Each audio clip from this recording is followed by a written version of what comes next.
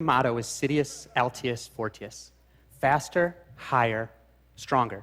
And athletes have fulfilled that motto rapidly. The winner of the 2012 Olympic marathon ran 2 hours and 8 minutes. Had he been racing against the winner of the 1904 Olympic marathon, he would have won by nearly an hour and a half. Now, we all have this feeling that we're somehow just getting better as a human race, inexorably progressing. But it's not like we've evolved into a new species in a century. So, what's going on here? I want to take a look at what's really behind this march of athletic progress. In 1936, Jesse Owens held the world record in the 100 meters. Had Jesse Owens been racing last year in the World Championships of the 100 meters, when Jamaican sprinter Usain Bolt finished, Owens would have still had 14 feet to go. That's a lot in sprinterland. To give you a sense of how much it is, I want to share with you a demonstration conceived by sports scientist Ross Tucker. Now, picture the stadium last year at the World Championships of the 100 meters. Thousands of fans waiting with bated breath to see Usain Bolt, the fastest man in history. Flashbulbs popping as the 9 fastest men in the world coil themselves into their blocks. And I want you to pretend that Jesse Owens is in that race. Now close your eyes for a second and picture the race. Bang! The gun goes off. An American sprinter jumps out to the front. Usain Bolt starts to catch him. Usain Bolt passes him, and as the runners come to the finish, you'll hear a beep as each man crosses the line. That's the entire finish of the race. You can open your eyes now. That first beep was Usain Bolt. That last beep was Jesse Owens. Listen to it again. When you think of it like that, it's not that big a difference, is it? And then consider that Usain Bolt started by propelling himself out of blocks, down a specially fabricated carpet, designed to allow him to travel as fast as humanly possible. Jesse Owens, on the other hand, ran on cinders, the ash from burnt wood, and that soft surface stole far more energy from his legs as he ran. Rather than blocks, Jesse Owens had a gardening trowel that he had to use to dig holes in the cinders to start from. Biomechanical analysis of the speed of Owens' joints shows that had he been running on the same surface as Bolt, he wouldn't have been 14 feet behind. He would have been within one stride. Rather than the last beep, Owens would have been the second beep. Listen to it again. That's the difference track surface technology has made, and it's done it throughout the running world. Consider a longer event. In 1954, Sir Roger Bannister became the first man to run under 4 minutes in the mile. Nowadays, college kids do that every year. On rare occasions, a high school kid does it. As of the end of last year, 1,314 men had run under 4 minutes in the mile. But like Jesse Owens, Sir Roger Bannister ran on soft cinders that stole far more energy from his legs than the synthetic tracks of today. So I consulted biomechanics experts to find out how much slower it is to run on cinders than synthetic tracks. And their consensus was that it's 1.5% slower. So if you apply a 1.5% slowdown conversion to every man who ran his sub-4 mile on a synthetic track, this is what happens. Only 530 are left. If you look at it from that perspective, fewer than 10 new men per decade have joined the sub-4 mile club since Sir Roger Bannister. Now, 530 is a lot more than one, right? And that's partly because there are many more people training today and they're training more intelligently. Even college kids are professional in their training compared to Sir Roger Bannister, who trained for 45 minutes at a time while he ditched gynecology lectures in med school. And that guy who won the 1904 Olympic marathon in 3.5 hours, that guy was drinking rat poison and brandy while he ran along the course. That was his idea of a performance-enhancing drug. Clearly, athletes have gotten more savvy about performance-enhancing drugs as well. And that's made a difference in some sports at some times, but technology has made a difference in all sports, from faster skis to lighter shoes. Take a look at the record for the 100-meter freestyle swim. The record is always trending downward, but it's punctuated by these steep cliffs. This first cliff in 1956 is the introduction of the flip turn. Rather than stopping and turning around, athletes could somersault under the water and get going right away in the opposite direction. This second cliff, the introduction of gutters on the side of the pool that allows water to splash off rather than becoming turbulence that impedes the swimmers as they race. This final cliff, the introduction of full body and low friction swimsuits. Throughout sports, technology has changed the face of performance. In 1972, Eddie Merckx set the record for the longest distance cycled in 1 hour at 30 miles, 3,774 feet. Now, that record improved and improved as bicycles improved and became more aerodynamic, all the way until 1996, when it was set at 35 miles, 1,531 feet, nearly 5 miles farther than Eddie Merckx cycled in 1972. But then in 2000, the International Cycling Union decreed that anyone who wanted to hold that record had to do so with essentially the same equipment that Eddie Merckx used in 1972. Where does the record stand today? 30 miles, 4,657 feet. A grand total of 883 feet farther than Eddie Merckx cycled more than 4 decades ago. Essentially, the entire improvement in this record was due to technology. Still, technology isn't the only thing pushing athletes forward. While indeed we haven't evolved into a new species in a century, the gene pool within competitive sports most certainly has changed.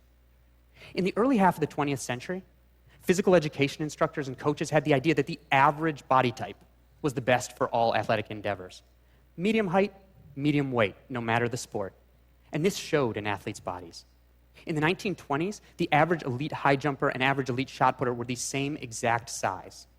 But as that idea started to fade away, as sports scientists and coaches realized that rather than the average body type, you want highly specialized bodies that fit into certain athletic niches. A form of artificial selection took place, a self-sorting for bodies that fit certain sports. And athletes' bodies became more different from one another. Today, rather than the same size as the average elite high jumper, the average elite shot putter is 2.5 inches taller and 130 pounds heavier. And this happened throughout the sports world. In fact, if you plot on a height versus mass graph one data point for each of 24 sports in the first half of the 20th century, it looks like this. There's some dispersal, but it's kind of grouped around that average body type. Then that idea started to go away, and at the same time, digital technology, first radio, then television and the internet, gave millions, or in some cases billions, of people a ticket to consume elite sports performance.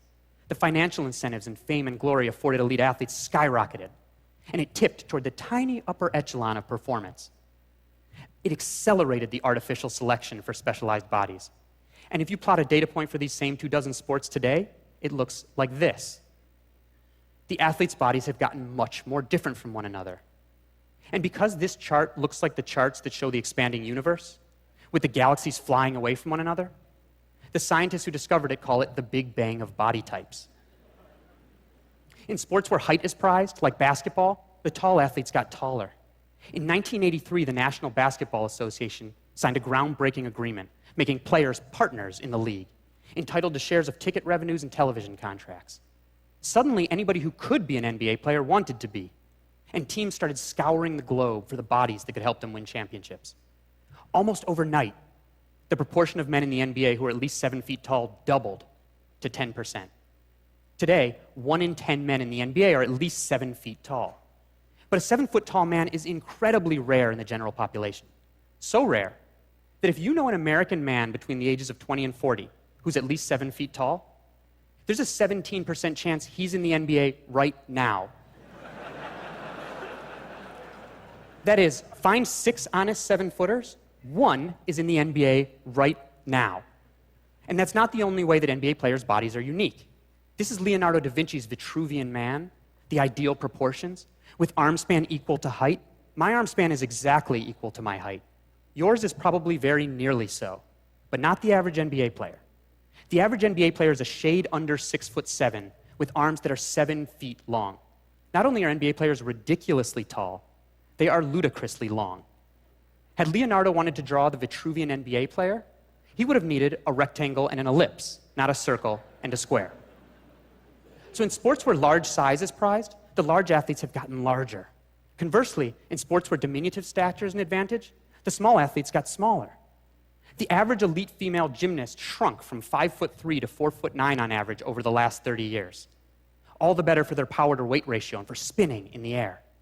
And while the large got larger and the small got smaller, the weird got weirder. The average length of the forearm of a water polo player in relation to their total arm got longer. All the better for a forceful throwing whip. As the large got larger, small got smaller, and the weird weirder. In swimming, the ideal body type is a long torso and short legs, It's like the long hull of a canoe for speed over the water. And the opposite is advantageous in running. You want long legs and a short torso.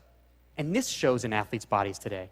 Here you see Michael Phelps, the greatest swimmer in history, standing next to Hisham El Garouj, the world record holder in the mile. These men are 7 inches different in height.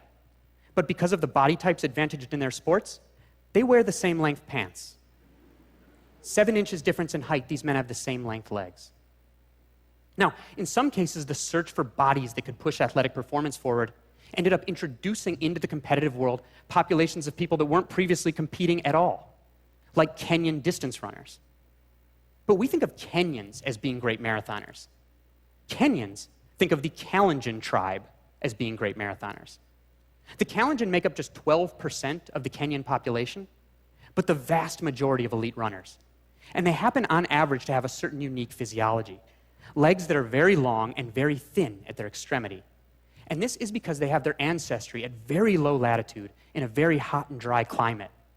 And an evolutionary adaptation to that is limbs that are very long and very thin at the extremity for cooling purposes.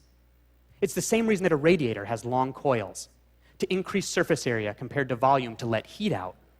And because the leg is like a pendulum, the longer and thinner it is at the extremity, the more energy efficient it is to swing. To put Kalenjin running success in perspective, consider that 17 American men in history have run faster than 2 hours and 10 minutes in the marathon. That's a 4 minute and 58 second per mile pace. 32 Kalenjin men did that last October. That's from a source population the size of metropolitan Atlanta. Still, even changing technology and the changing gene pool in sports don't account for all of the changes in performance. Athletes have a different mindset than they once did. Have you ever seen in a movie when someone gets an electrical shock and they're thrown across a room? There's no explosion there. What's happening when that happens is that the electrical impulse is causing all of their muscle fibers to twitch at once, and they're throwing themselves across the room. They're essentially jumping. That's the power that's contained in the human body. But normally we can't access nearly all of it. Our brain acts as a limiter, preventing us from accessing all of our physical resources because we might hurt ourselves, tearing tendons or ligaments. But the more we learn about how that limiter functions, the more we learn how we can push it back just a bit. In some cases, by convincing the brain that the body won't be in mortal danger by pushing harder. Endurance and ultra-endurance sports serve as a great example. Ultra-endurance was once thought to be harmful to human health. But now we realize that we have all these traits that are perfect for ultra-endurance. No body fur and a glut of sweat glands that keep us cool while running. Narrow waists and long legs compared to our frames. Large surface area of joints for shock absorption. We have an arch in our foot that acts like a spring. Short toes that are better for pushing off than for grasping tree limbs. And when we run, we can turn our torso and our shoulders like this while keeping our head straight. Our primate cousins can't do that. They have to run like this. And we have big old butt muscles that keep us upright while running. Have you ever looked at an ape's butt? They have no buns because they don't run upright. And as athletes have realized that we're perfectly suited for ultra-endurance, they've taken on feats that would have been unthinkable before. Athletes like Spanish endurance racer Kilian Jornet. Here's Kilian running up the Matterhorn with a sweatshirt there tied around his waist. It's so steep he can't even run here. He's pulling up on a rope. This is a vertical ascent of more than 8,000 feet, and Kilian went up and down in under 3 hours. Amazing. And talented though he is, Kilian is not a physiological freak. Now that he has done this, other athletes will follow, just as other athletes followed after Sir Roger Bannister ran under 4 minutes in the mile. Changing technology, changing genes, and a changing mindset. Innovation in sports, whether that's new track surfaces or new swimming techniques, the democratization of sport, the spread to new bodies and to new populations around the world, and imagination in sport.